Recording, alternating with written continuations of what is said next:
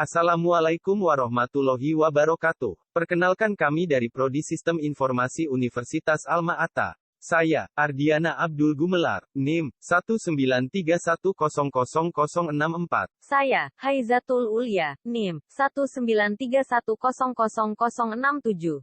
Dan saya, Naning Nuriana, NIM, 193100068. Di sini Kami akan menjelaskan terkait sistem operasi Windows dengan topik manajemen proses dalam kasus deadlock. Berbicara terkait sistem operasi Windows. Apa itu Windows? Windows adalah sistem operasi yang dibuat oleh Microsoft.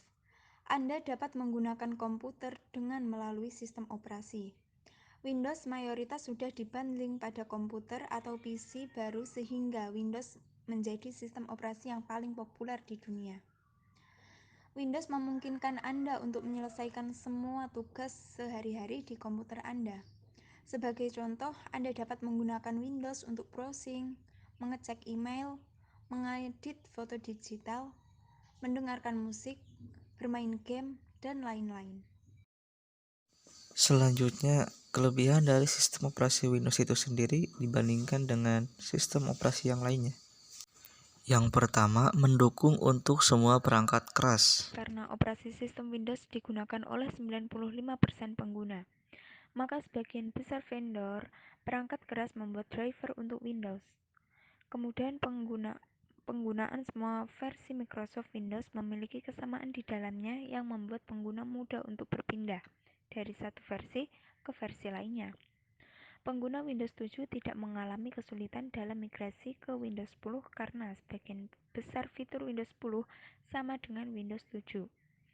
Antarmuka pengguna Windows juga mudah digunakan dari Unix dan Mac. Yang ketiga, Mendukung untuk hampir semua perangkat lunak. Platform Windows paling cocok untuk mengembang game dan perangkat lunak. Windows memiliki jumlah audiens yang besar sehingga developer lebih memilih untuk membuat utility, games, dan software untuk operasi sistem Windows. Pengguna Linux tidak dapat membuat aplikasi Windows, jadi lebih baik menggunakan Windows untuk mengembangkan aplikasi. Fitur pasang dan mainkan. Sebagian besar perangkat keras dapat dideteksi secara otomatis dengan fitur pasang dan mainkan. Anda tidak perlu menginstal perangkat keras secara manual, tetapi perangkat siap digunakan saat dipasang. Misalnya, webcam, keyboard, mouse, perangkat seluler, dan lain sebagainya. yang kelima, Desktop dan layar sentuh. Windows 10 dibuat untuk perangkat layar sentuh. Windows 10 dibuat sedemikian rupa sehingga berfungsi lebih baik untuk semua jenis perangkat Windows. nah itulah beberapa di antara kelebihan dari sistem operasi Windows. Selanjutnya, kita akan membahas terkait deadlock dalam sistem operasi Windows. pengertian deadlock. Deadlock adalah suatu kondisi di mana dua proses atau lebih saling menunggu proses yang lain untuk melepaskan resource atau sumber daya yang sedang dipakai. Karena beberapa proses itu saling menunggu, maka tidak terjadi kemajuan dalam kerja proses-proses tersebut, yaitu bisa disebut dengan kebuntuan. Nah, deadlock ini bisa dianalogikan seperti dua mobil yang akan menyeberangi jembatan satu arah seperti gambar di atas. Dalam sebuah ilustrasi deadlock dapat kita gambarkan dalam sebuah kasus persimpangan jalan. Seperti pada gambar, dalam sebuah kondisi yang mana yang terdapat 4 jalur dan setiap jalur terisi oleh kendaraan. Yang kedua, mobil digambarkan sebagai proses yang sedang menuju sumber daya. Yang ketiga, untuk mengatasinya, beberapa mobil harus berhenti ataupun mundur.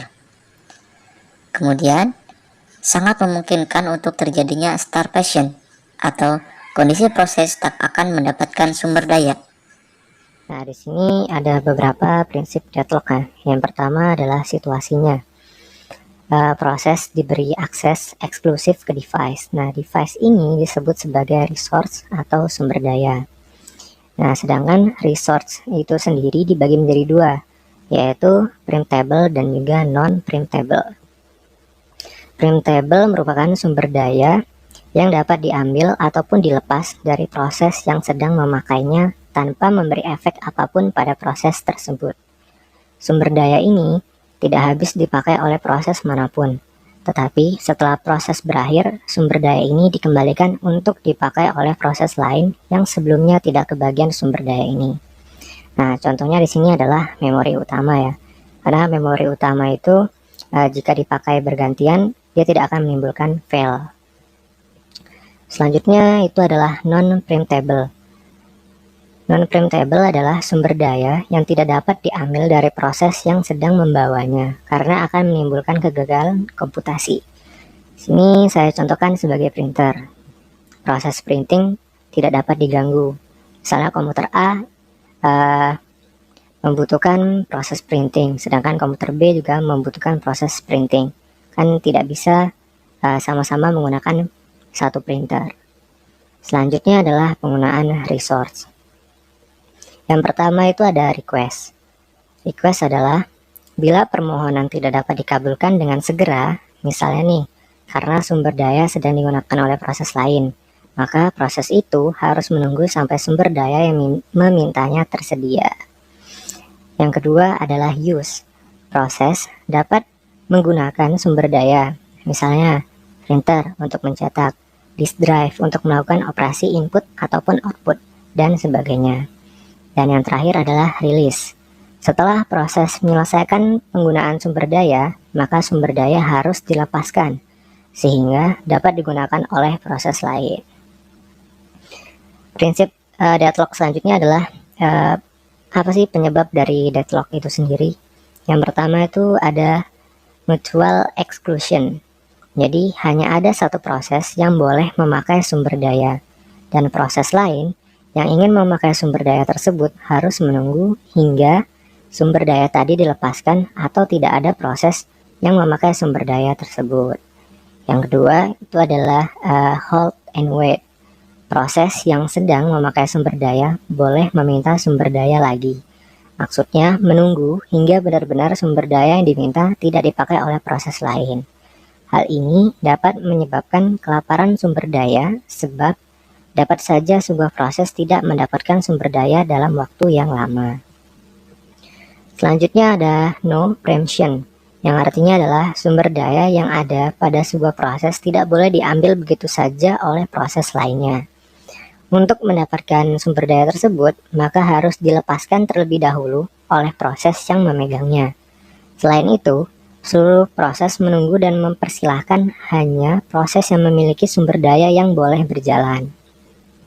Dan penyebab yang terakhir adalah circular wait, yang artinya adalah kondisi seperti rantai, yaitu sebuah proses membutuhkan sumber daya yang dipegang proses berikutnya. Nah, selanjutnya adalah tentang penanganan deadlock.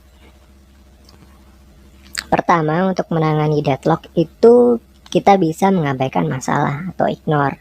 Nah, kondisi ini disebut sebagai menggunakan algoritma ostrich. Nah, metode ini yang dikenal dengan algoritma ostrich adalah algoritma yang menghadapi deadlock ialah dengan berpura-pura bahwa tidak ada masalah apapun. Hal ini seakan-akan melakukan suatu hal yang fatal. Tetapi sistem operasi Unix menanggulangi deadlock dengan cara ini, dengan tidak mendeteksi deadlock dan membiarkannya secara otomatis mematikan program sehingga seakan-akan tidak terjadi apapun. Jadi, jika terjadi deadlock, maka tabel akan penuh, sehingga proses yang menjalankan proses melalui operator harus menunggu pada waktu tertentu dan mencoba lagi. Penanganan yang kedua itu adalah mendeteksi dan memperbaiki. Caranya ialah dengan cara mendeteksi jika terjadi deadlock pada suatu proses, maka dideteksi sistem mana yang terlibat di dalamnya. Setelah diketahui sistem mana saja yang terlibat, maka diadakan proses untuk memperbaiki dan menjadikan sistem berjalan kembali. Jika sebuah sistem tidak memastikan deadlock akan terjadi, dan juga tidak didukung dengan pendeteksian deadlock serta pencegahannya, maka kita akan sampai pada kondisi deadlock yang dapat berpengaruh terhadap performance sebuah sistem. Karena sumber daya tidak dapat digunakan oleh proses sehingga proses-proses yang lain juga terganggu. Akhirnya, sistem akan berhenti dan harus di-restart.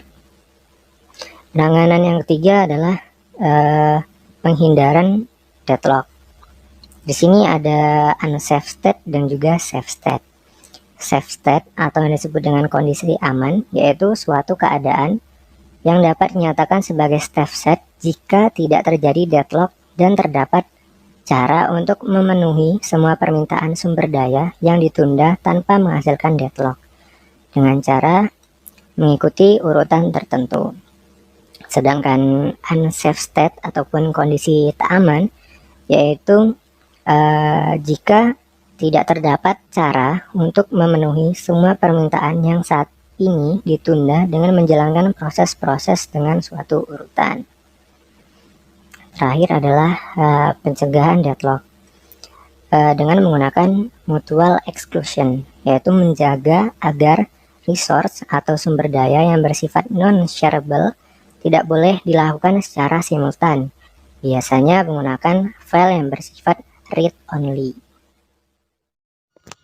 Ada kasus deadlock lain yang mungkin sering kita temukan pada sistem operasi Windows.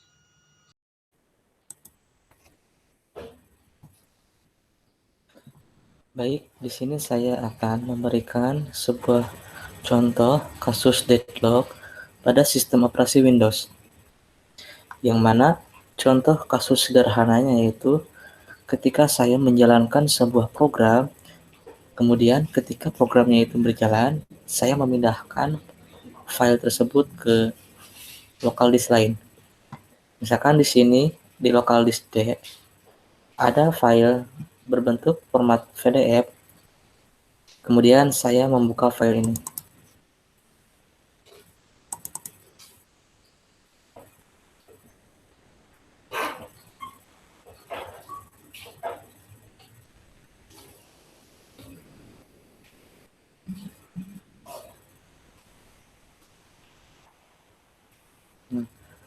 Filenya sudah terbuka.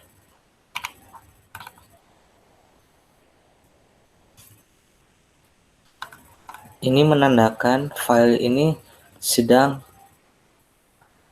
dalam pemrograman. Yang mana ketika saya memindahkan file ini, saya akan memindahkannya ke local disk D. Maka akan muncul notifikasi seperti ini. You will need to provide administration permission to move this file. Nah, ini yang dinamakan deadlock. Kita tidak bisa melakukan program selanjutnya sebelum program yang pertama itu diselesaikan. Karena akan bertabrakan. Yang mana salah satu strateginya itu kita harus mengeluarkan pemrograman yang pertama. Maka program ini harus diselesaikan terlebih dahulu dengan cara bisa meng-close-nya. Ketika saya sudah meng-close file yang tadi, maka kita bisa langsung klik continue. Nah, dengan begitu file bisa ditransfer, bisa terpindahkan. Itulah salah satu contoh sederhana dalam sistem operasi Windows untuk kasus deadlock. Mungkin hanya itu yang dapat kami sampaikan. Terima kasih atas perhatiannya. Wassalamualaikum warahmatullahi wabarakatuh.